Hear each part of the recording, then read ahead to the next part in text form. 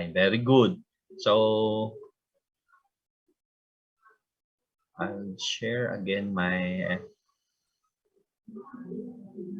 padayon ayaw na lang kita pag-break ha kay ano ton guti ay man la iton about the introductory part of virology para mahumang kita dayon ha. Okay.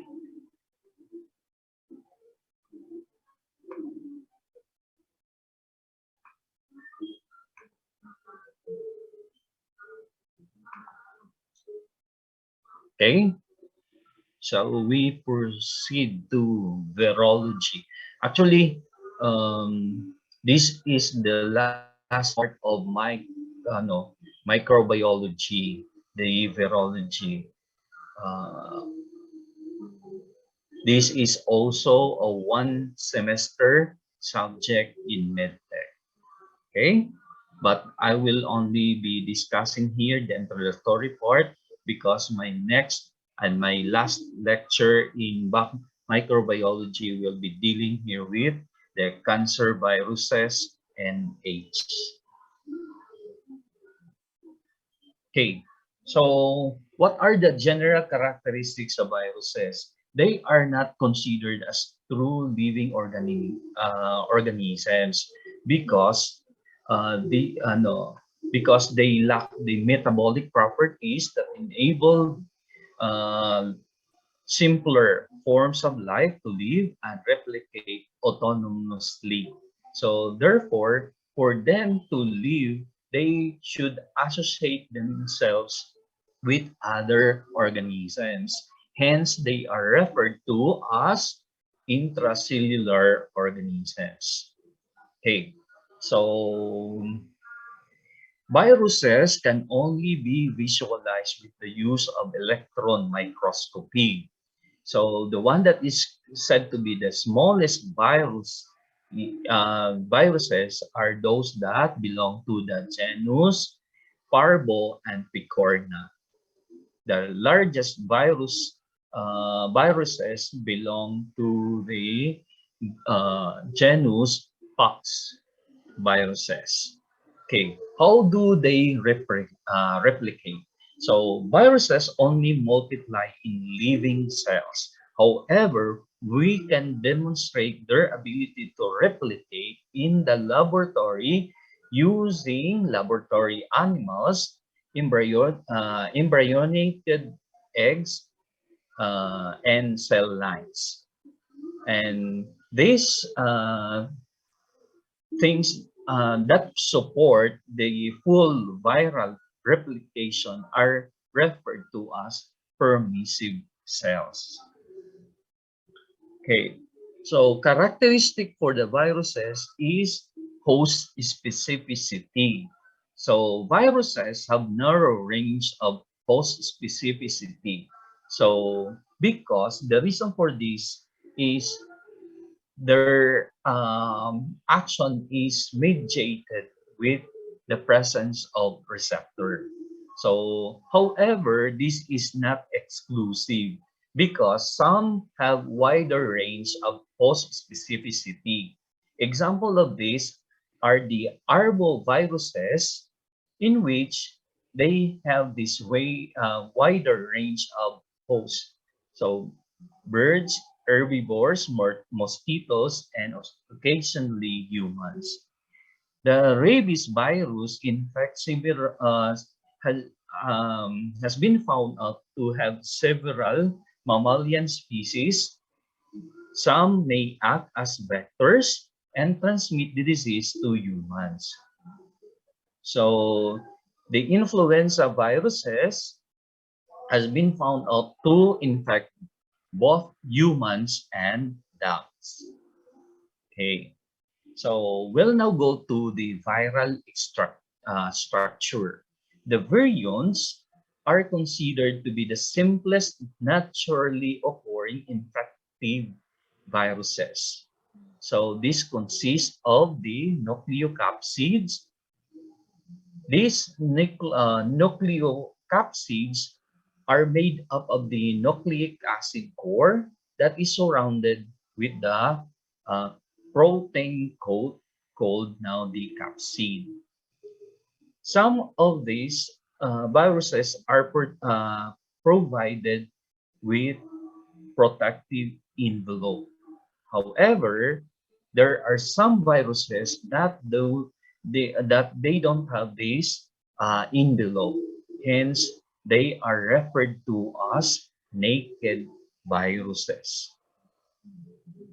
So, with regards to the nucleic acid core, the viral genome contains either the DNA or the RNA material. And then if you're talking here of the nucleic acid, it is either single-stranded, like your RNA viruses, except the reoviruses, or double-stranded, like your DNA viruses, except the parvoviruses. They can also exist as a single segment or with several segments, referred to as the polysegmented genome. So, for the viral genome, important thing to remember and under this is it could either be single or double-stranded, or single segment, or made up of several segments. Okay, most viruses have linear genomes except the papoviruses, which have the super-called cellular genome. So this is another characteristic of the nucleic acid core. It could be linear or circular. The nucleic acid can be infective or non-infective. The infective DNA genomes are translated by cell polymerases enzymes to RNA, but the infective RNA genome are translated directly to proteins by cellular ribosomes. So here, to remember, if you are dealing here with infective DNA, it needs first to be converted to mRNA. Pero if you are dealing here with an infective RNA, there is already direct translation of this genome to cellular out to proteins. So next we have the viral capsid. This is the part of your envelope. So it protects the nucleic acid core and mediates the viral adsorption to and penetration of cells through interactions with membrane receptors. So it has dual functions, one protection, and then the other one is to facilitate the adsorption to the infected cell. So what are the compositions of your viral capsid? So the capsid is made up of capsomers. The capsomers are the morphological units of the capsid, and each capsomer is made up of one or more polypeptide chains known as protomers.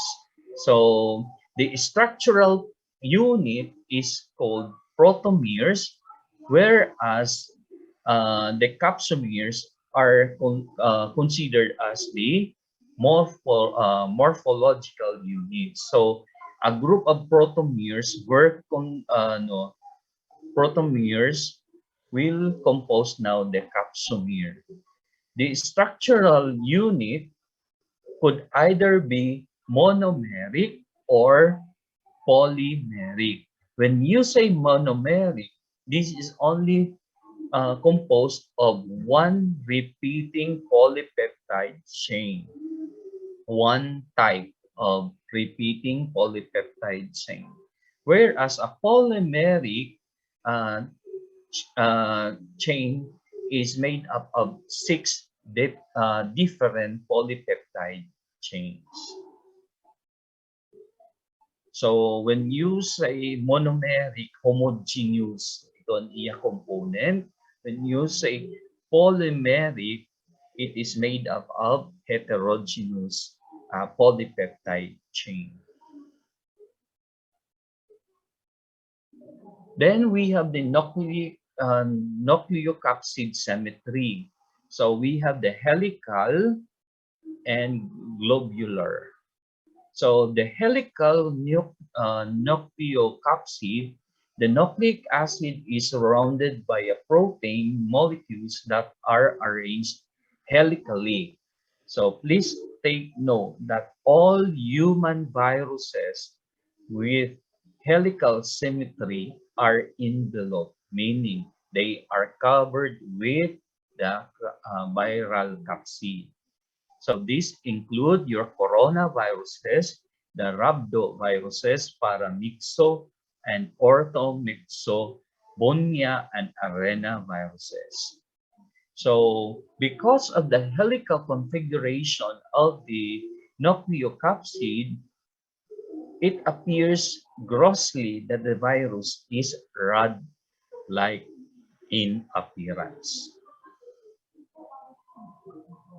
The second type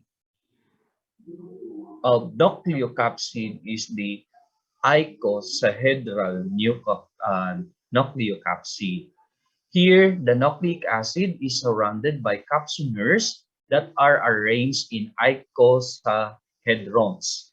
So, examples of viruses having the icosahedral nucleocapsids, we have adeno, rheo, irido, herpes, and picorna viruses.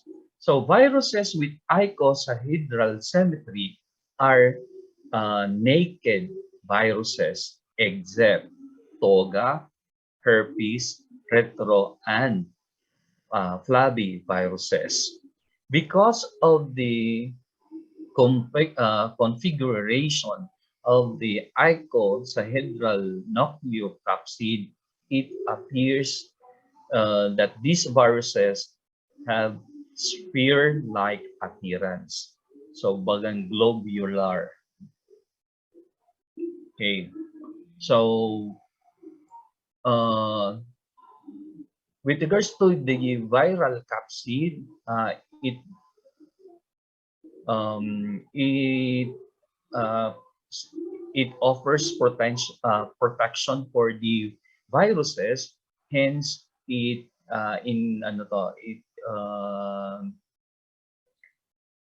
gives the virus the resistance to the denaturation. So the protein capsid forms a tough protective layer that makes the naked viruses resistant to denaturation or destruction. So we have also the viral envelope.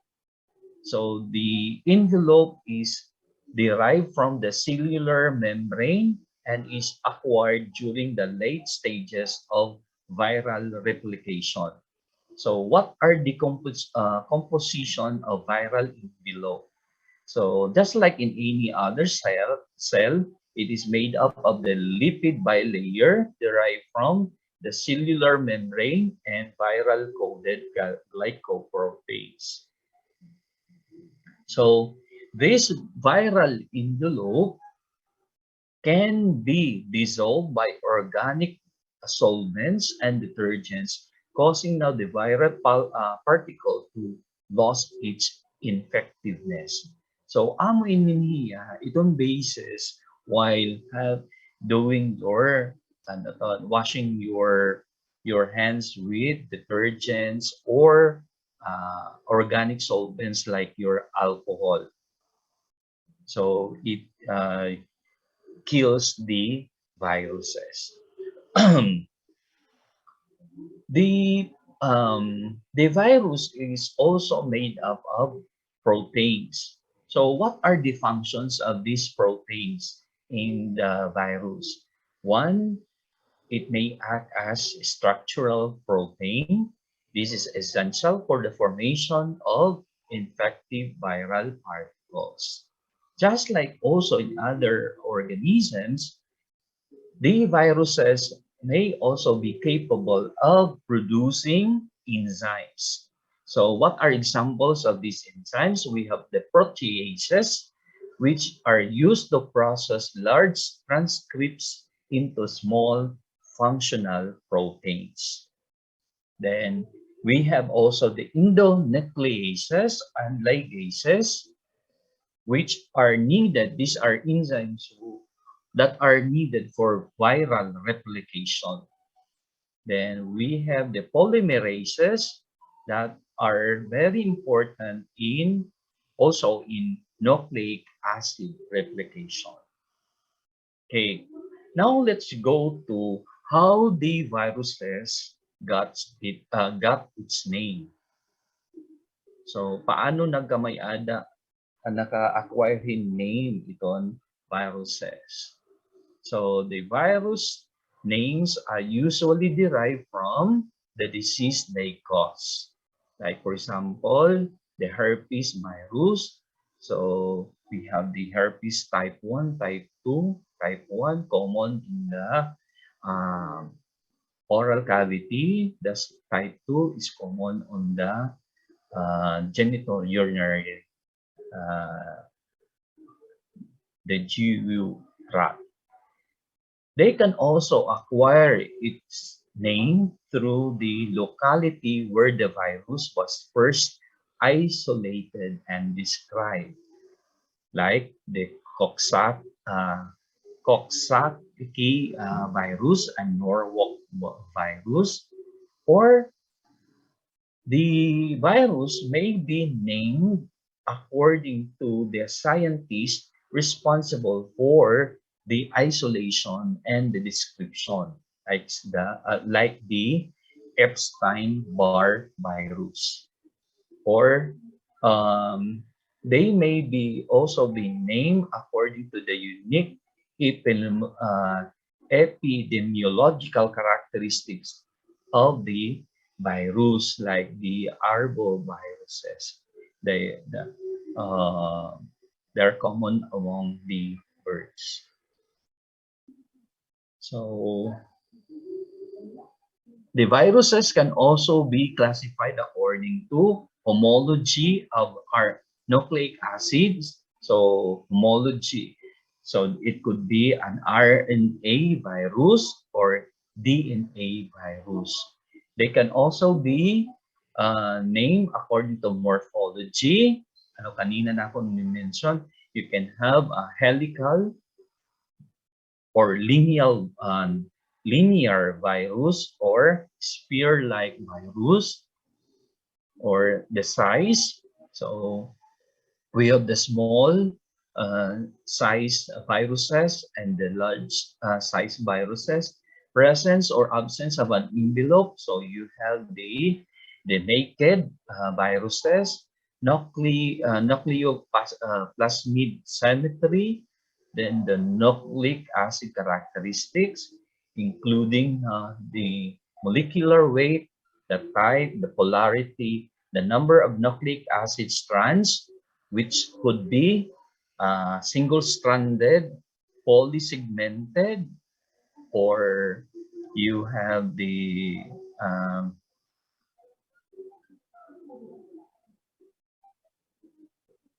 and also another is they are described according to the enzymes that they produce. Okay, now let's go to these different stages of viral replication. The initial stage for the viral infection to establish itself is the ability of the virus to adsorb to the mucous membranes. So the virus adheres to specific receptors on the plasma membrane. So that's the first step. Its Shahan good is to adsorb to the receptors. Then once they succeed in adhering to the membrane, the next is penetration. And there are two mechanisms by which penetration can be achieved. So one is membrane fusion. So this is observed when the envelope viruses that have fusion determining membrane glycoproteins. So these glycoproteins facilitate adhesion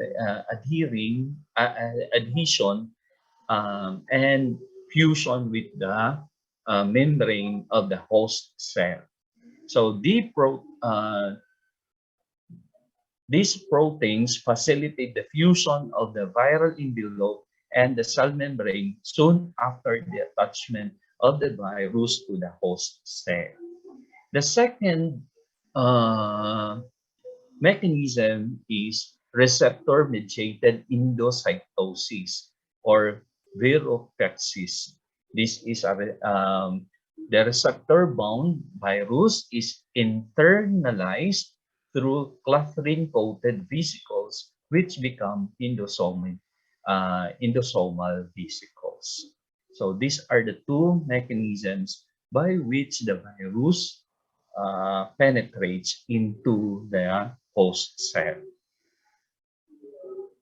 So once the virus successfully penetrates into the cell, the next step is uncoating of the viral nucleic acid in the cytoplasm of the host cell.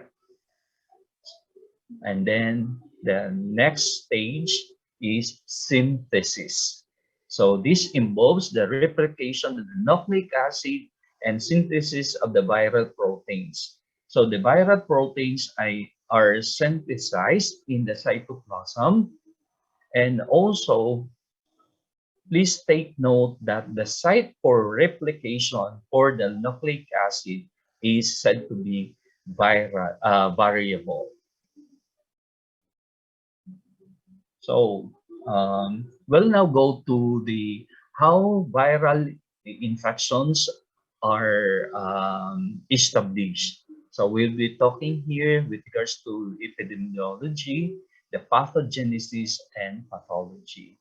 So with regards to the transmission of viral diseases, these are the possible mechanisms. First is horizontal transmission. So this involves person-to-person transmission. One can have can acquire the viral infection through respiratory route. So this is said to be the most common, and this can be through sneezing and coughing even if the person is asymptomatic.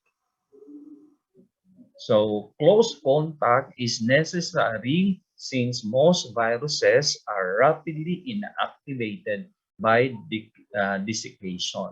So the concern is when can you say that uh, this how do you define close contact?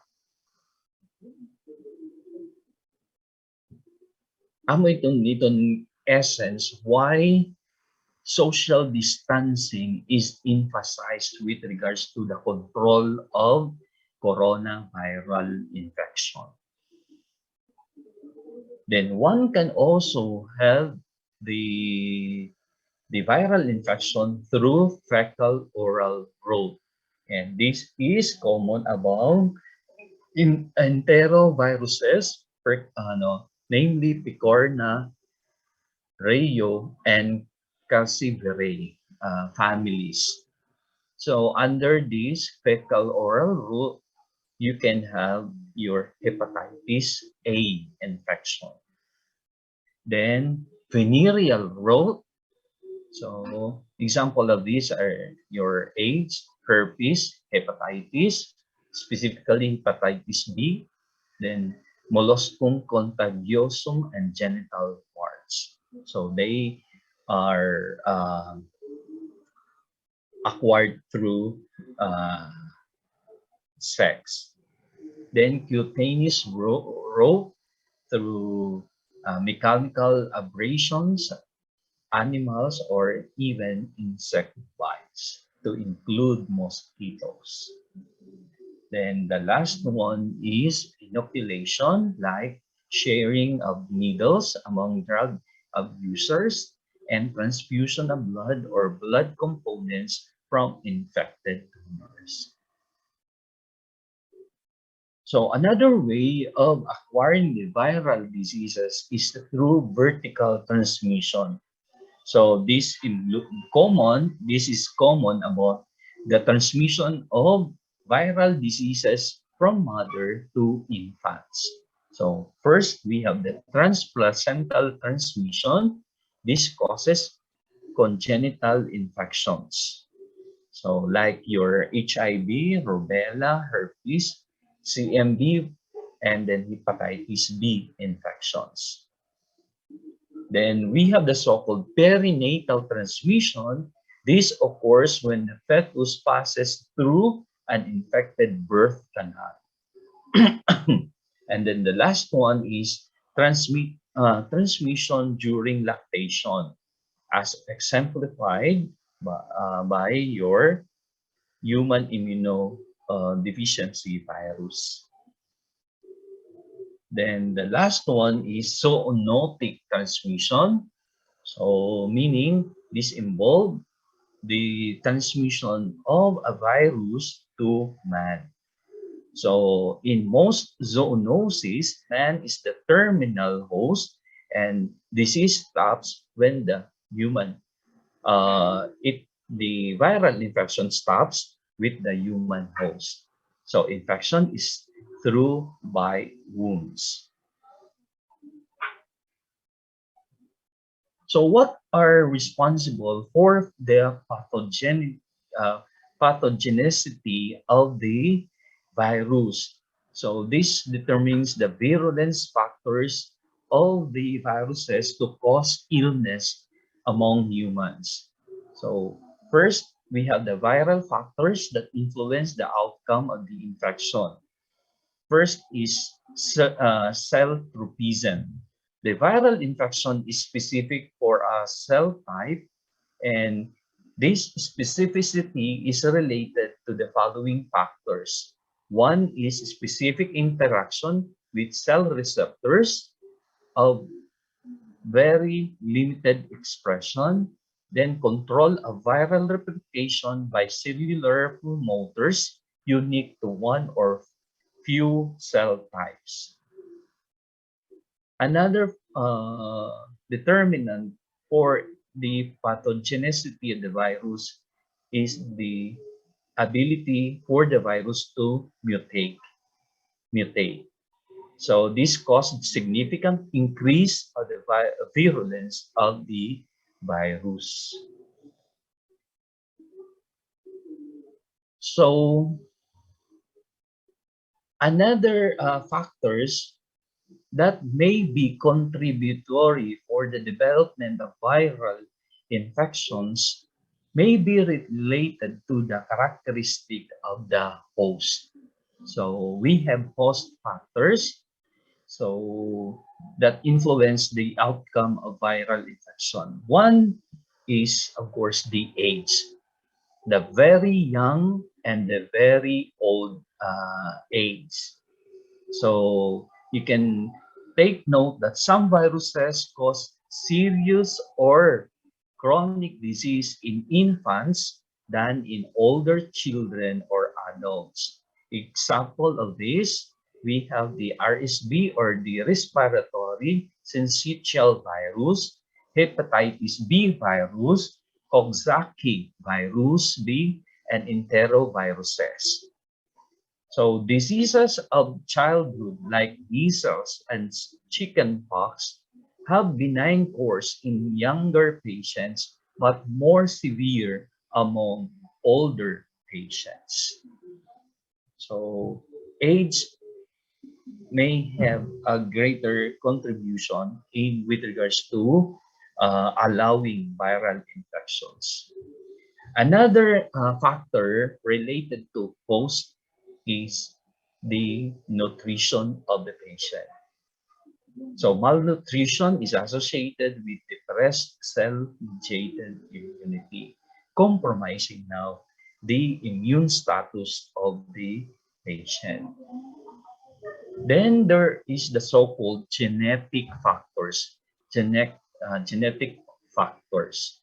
So, like for example, for those individuals who are associated with HLA for the presence of H, HLA-B35, it puts increased risk for developing AIDS, while those having HLA-B8 and HLA-DR3 positive individuals are underrepresented among those that develop the clinical disease.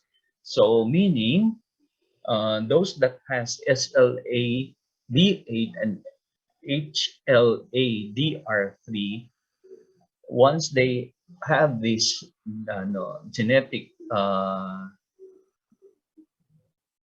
in their genes, so it will uh, favor not to develop the disease. Whereas those that have HLA-B35, it uh, put an increased risk for the developing of AIDS infection. HLA-DR2 presence of this gene increase the risk for to contact opportunistic infections. And then HLA-DR5, once you have this gene, it put greater risk for the development of Kaposi's sarcoma. So, what are the different types of viral infection? One, we have productive infection. You call it productive when this is possible if the infected cells are said to be permissive, allowing the viral particle to replicate and produce infectious progeny. Another type of viral infection is abortive. It is called abortive when it occurs when a virus gains access to a cell, but before it replicates, the cell dies. So it is referred to as abortive. So the viral organism did not complete the replication process. It is called persistent infection when this infection occur as a result from a stable relationship between the cell growth and viral multiplication. So this is associated with the release of significant amounts of virus from the infected cells. The last one is latent infection. This is associated with sporadic release of progeny virus. Then the viral multiplication begins, but it is arrested at later stage. So this is uniquely associated with DNA viruses, especially the herpes group. So this is a typical example of this is the zoster, herpes zoster infection. Then we have the inapparent infection. So the BK virus infects most individuals by adolescents and set up in apparent infection foci in the kidneys. Then also another example is JC virus, which is a papovavirus that causes inapparent but persistent infection of the brain that is associated with progressive multifocal leukoencephalopathy. So this slide will just show to us the samples of viruses that causes persistent infections in humans. So we have the RNA viruses. So we have the measles, rubella, and your retroviruses. There is a long list in the DNA viruses that cause persistent infections in humans, including your hepatitis B virus. Okay, so how do you differentiate latent from persistent infection? With regards to production of infectious virus, it is commonly seen in persistent infection. Both latent and persistent infections, the viral nucleic acids are detected in situ hybridization. The viral antigens are detectable by antibodies in persistent infections, and the potential for viral replication in response to external stimuli are both seen between your latent and persistent viral infections. So what's the pathology behind viral infection? So we have the cytopathic effects.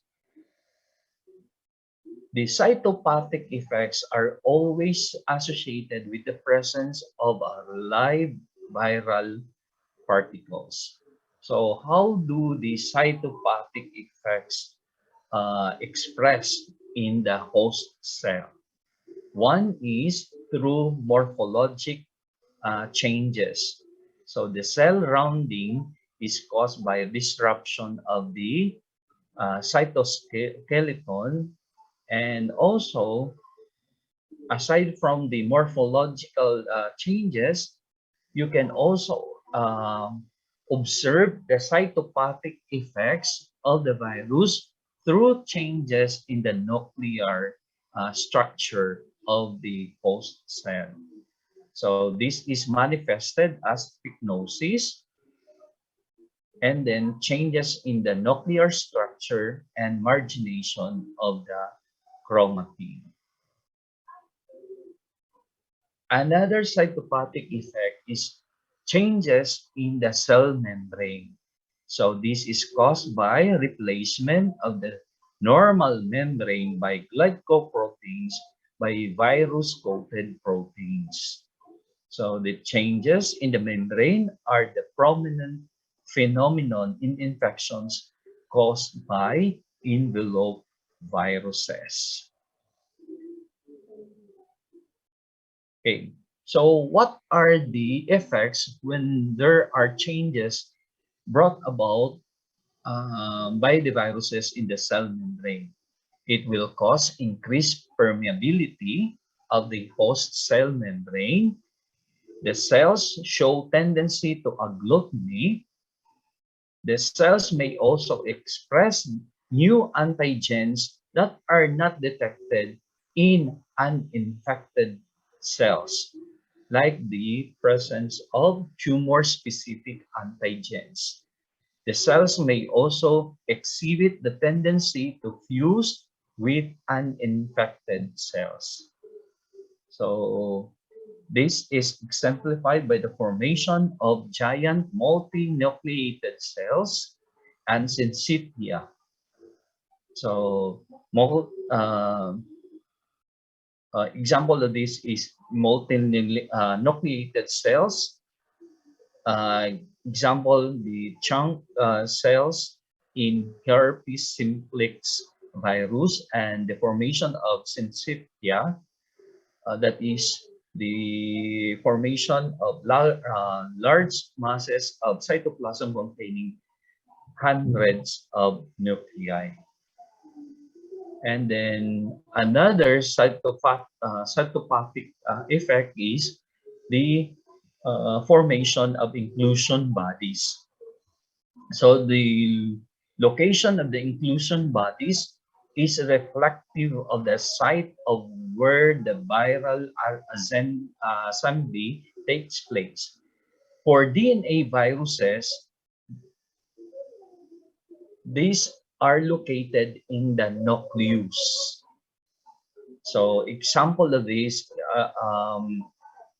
bodies, we have the quaternary bodies seen in pox viruses. So they are located in the nucleus. For RNA viruses, usually these inclusion bodies are located in the cytoplasm. Example of this is the Negri bodies associated with rabies virus. Then another cytopathic effect that happen in viral infection is necrotic and degradative changes. So these are usually seen in late stages of viral infection before the cell lysis. So what are the causes of cell death in virally infected cells? So one cause is inhibition of the host macromolecular biosynthesis. So there is the lost capability of the host cell to produce proteins and other macromolecules. There could also be, death can also be a result of abnormal membrane permeability. And the last one is inhibition in the host DNA and RNA synthesis.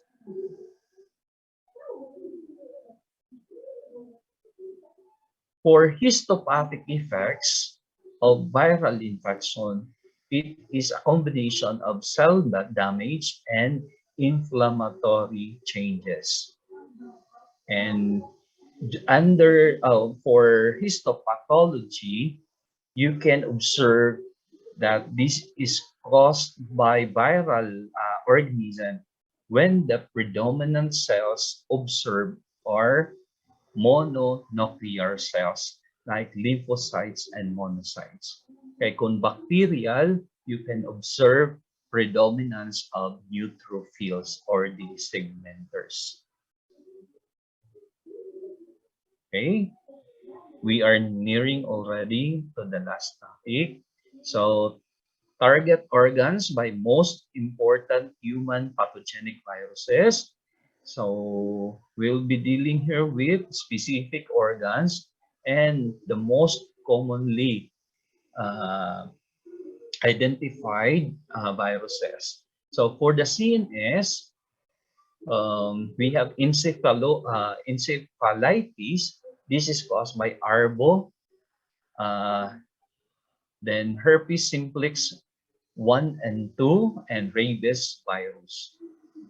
Those that present with meningitis, they are encountered with enterococcus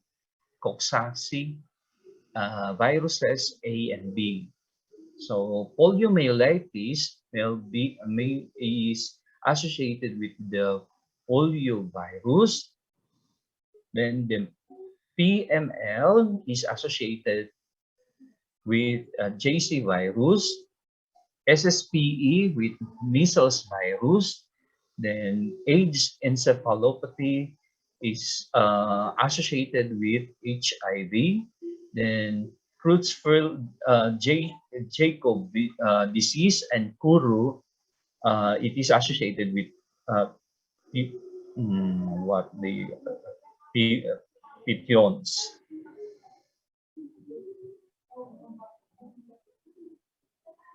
Then we have the respiratory tract. So we have the following syndromes. Common colds are caused by rhino and coronaviruses. Nasopharyngeal carcinoma is associated with EB virus. Parotitis is associated with mumps virus. Pharyngitis with adenovirus. Cro is associated with paramyxo virus. Influenza by influenza A virus. Bronchiolitis and pneumonia with respiratory syncytial virus, especially among children.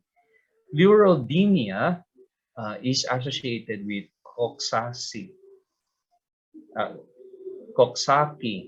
virus B. Then, of course, in the liver, we have the different alphabets for hepatitis. Actually, manadugangan na niya. Then, hepatoma is associated with hepatitis B virus. For lymphoid tissues, AIDS is associated with HIV, leukemia, and lymphoma. For it is associated with HTLV1 and 2, and it's Epstein-Barr virus, Burkitt's for EBV virus, then measles from measles virus. Heart, we have myocarditis and pericarditis associated with Coxsackie virus B. And for gastrointestinal system, the presentation of diarrhea is observed with rotavirus infection and Norwalk virus infection. Reproductive system, we have genital herpes,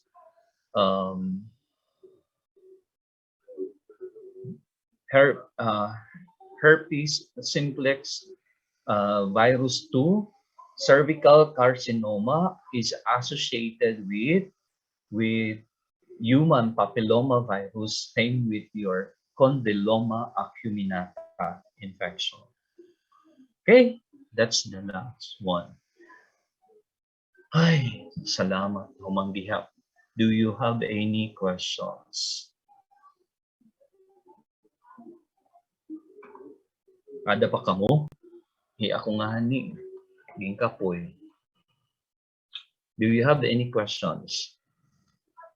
So that will be the coverage of our quiz on December 1. 20 items only. So since akon la iton mahatag exam, I'll again use the Google form. Do you have any questions?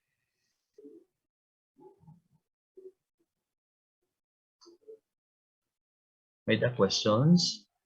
Or nangaturog na kamo? Waray? So that means kompleto ta aton attendance ko an Q. Hello, Doc. Yes po, pero may usa po nga kuan mapa-excuse sana. Kin-message ko Doc ha group chat. Kay ano naging may the special excuse. Ako na ni nga vaccination na kunya na. Waray questions? Waray ano? Doc, on Wednesday po, quiz lang or waray na ano kuan? Waray man ada na kay di ba may dangan nakalimtan na niya ito? Na di. Yes, siguro quiz la ada na ako. Okay, Doc. Antime Pero po. i-remind na lahikuan.